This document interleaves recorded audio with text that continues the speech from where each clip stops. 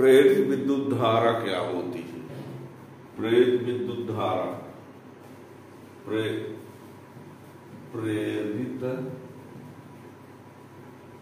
विद्युत धारा। प्रेरित विद्युत धारा किसको कहा जाता है? चुंबकीय फ्लक्स में परिवर्तन के कारण, चुंबकीय फ्लक्स में परिवर्तन के कारण उत्पन्न धारा को प्रेरित विद्युत धारा कहते हैं। यदि किसी परिपथ से बद्ध चुंबकीय फ्लक्स में परिवर्तन होता है तो चुंबकीय फ्लक्स में परिवर्तन के कारण यदि किसी चालक में या किसी परिपथ में या किसी कुंडली में धारा उत्पन्न हो रही है ना, यानी डायरेक्ट बिना किसी स्रोत के चुंबकीय फ्लक्स में परिवर्तन के कारण धारा उत्पन्न हो रही है, तो उस धारा को क्या कहा जाता है? प्रेरित विद्युत धारा। यानी किसी परिपथ में, किसी चालक में, किसी कुंडली में चुंबकीय फ्लक्स में परिवर्तन के कारण उत्पन्न होने वाली धारा को क्या कहते हैं? प्रेरित विद्युत धारा। लिखे देते हैं, चुंबकीय फ्लक्स में परिवर्तन के कारण उत्पन्न धारा को प्रेरित विद्युत धारा कहते हैं।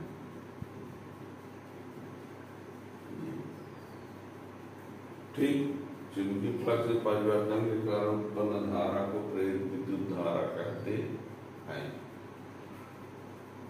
और ये भी कह सकते हैं, तो यदि प्रेरित विद्युत धारा का मुख्य कारण, प्रेरित विद्युत धारा का या प्रेरित विद्युत वाहक बल का, प्रेरित विद्युत वाहक बल का मुख्य कारण क्या है? चुंबकीय फ्लक्स में परिवर्तन।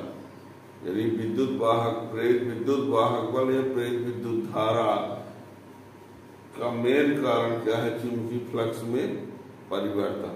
और चुंबकीय फ्लक्स फाई बराबर होता है NBA cos थीटा।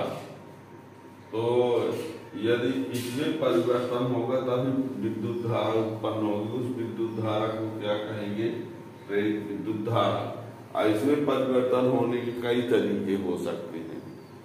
या ये कुंडली में फेरों की संख्या बदल कर भी फाई को बदला जा सकता है, बी को बदल कर फाई को बदला जा सकता है, ए को बदल कर फाई को बदला जा सकता है, थीटा को बदल कर फाई को बदला जा सकता है। यानी फिर भी आप ये नहीं कह सकते कि चुंबकीय बी में परिवर्तन के कारण उत्पन्न धारा को, क्योंकि मेन पॉइंट क्या है?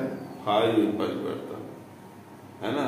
यदि आप बी में परिवर्तन हो रहा है पर फाई में किसी तरह से परिवर्तन ना हो तो धारा उत्पन्न नहीं होगी, ठीक है ना। पर यदि फाई में परिवर्तन हो रहा है, चाहे जिसकी वजह से हो, ठीक है, तो इसलिए कहा गया है कि चुंबकीय फ्लक्स में परिवर्तन के कारण उत्पन्न धारा को प्रेरित विद्युत धारा कहते हैं। अब ये बात अलग है कि इसमें परिवर्तन होने के कई फैक्टर हैं। हो सकता है ये इसकी वजह से बदल रहा हो सकता है ये इसकी वजह से बदल रहा हो सकता है ये इसकी वजह से बदल रहा हो सकता है ये थीटा की वजह से बदल रहा हो। तो चाहे जिसमें परिवर्तन हो, पर यदि इसमें परिवर्तन होगा तभी चुंबकीय प्रेरित धारा उत्पन्न होगी, ठीक है ना। तो ऑल ओवर प्रेरित धारा का मुख्य कारण क्या है? चुंबकीय फ्लक्स में परिवर्तन। चुंबकीय फ्लक्स में परिवर्तन के कारण उत्पन्न धारा ही प्रेरित विद्युत धारा।